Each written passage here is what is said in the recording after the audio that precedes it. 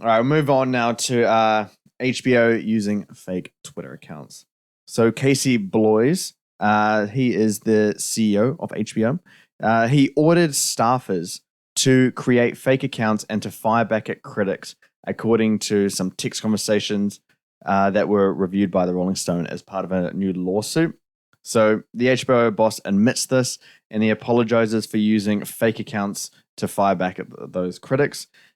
He said, "I want the shows to be great. It's very important to me when you all think of the shows. When you think about that and then think of 2020 and 2021, I'm working from home and doing an unhealthy amount of scrolling through Twitter, and I came up with a very, very dumb idea to vent my frustration." I don't know if you guys have seen the fake account that was like, I've only seen one fake account, but it was obvious that it was a fake account, like stock profile picture. And just the way they fired back was just so cringe. But yeah, what do you guys think about studios doing this? And do you think there's a wider problem, like perhaps other studios are doing this just sneakily? I mean, I don't think it was a dumb idea to do this. I think it was like one of the most catastrophically brain dead ideas. I don't even understand where, like, as the CEO of HBO, where you begin to like come up with that or go, oh, this is the way to go. It's like HBO doesn't even need to defend itself. There's no level in which it requires it to defend itself. It has more than enough good reputation and love behind it that there's no need to be defensive. It just goes, we don't care. We produce good stuff. Full stop. Would you say HBO is probably the highest regarded in terms of TV studios? In terms of like a specific individual studio in the television industry, yeah. Yeah, they would be, right? Yes, They're they kind would of the be. standard. They set the standard. They set the standard for all television. Does AMC fall into that? Yes. AMC, falls into a high quality standard, but they also have many things that are also low quality. No, I mean, falls into HBO. Does AMC fall into HBO? How do you mean? They're not HBO, but they are like a TV studio. Right? Yeah, they're completely separate from HBO. They're not owned by Warner's. They're owned by someone else. Yeah. But yeah, what do you think now about fake Twitter accounts? Pretty pathetic, hey? I mean, his excuse is stupid as well. Oh, I was working at home and I was scrolling through Twitter. Oh, poor baby. Fucking hell. Yeah. Like, just fucking take it on the chin and move on. You're fucking probably a billionaire. Just who gives a shit? Just going off. Yeah, no, it is a really dumb thing to do. I don't really know why you would consider that to be a good idea. And it's not going to change anyone's opinion as well. But okay, cool. It'll just create that Streisand effect as well, where the more you try to like deny or hide something, the more attention you bring it. Yeah. And it's so stupid. Like, it doesn't make any sense from any angle from a marketing angle to do that. Yeah, it's just fun. You would think about like this situation happening, it would be like some like kind of like low level staff and like a little group of their friends being like, oh, let's do this, it'll be haha, it's funny. But the CEO of HBO doing this, it's hilarious in its own way. And then you look at the like fake account that at least I saw, it had like one follower and like following 20 people. Yeah. And so like, what are they going to do? Bite back? And then everyone's like, oh, let's look at like this opinion here. And then it's like, oh, okay, yep, they made a good point. Like, it's not going to change anyone's mind. No. There's nothing productive that comes from this. And the fact that they ordered stuff to make fake accounts, it's not like just him as like I'm suffering, I'm working from home, I don't know how to deal with this kind of stuff or whatever.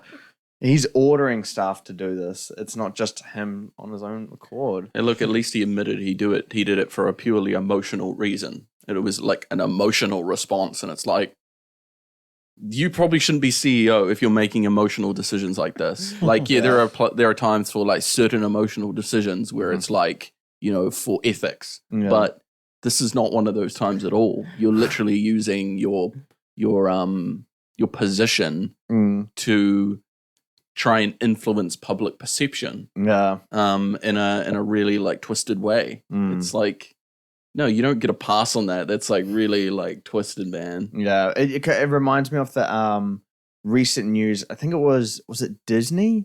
They had paid Rotten Tomatoes critics to do positive. It wasn't a studio. It was It was. From what I understand, it was a public relations distributor company. or something. Public relations company, a PR Yeah. firm. Yeah, Yeah. that paid Yeah. critics to give it, but it wasn't directly a studio. Right. Yeah. No, Yeah. it wasn't. Yeah.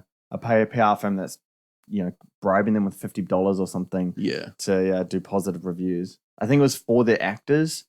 And then, the PR firm's going to benefit from that because they have, clientele with higher reputation. All that. yeah. So it elevates their position. But yeah, it reminds me of something like that. Yeah, just some real twisted stuff. Yeah. Mm.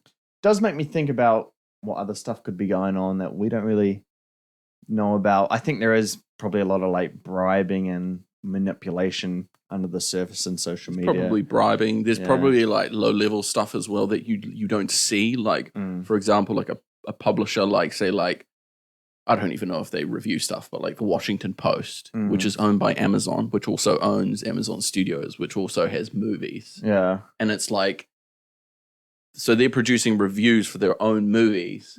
So, how much interconnection is there between that? That's true, yeah. It's sort of like there are things like that where it's questionable. Yeah. And like because you technically work for the same parent company. I mean, I think as a critic, I think it's hard to be objective all the time, and we've kind of emphasized a lot on when we do reviews.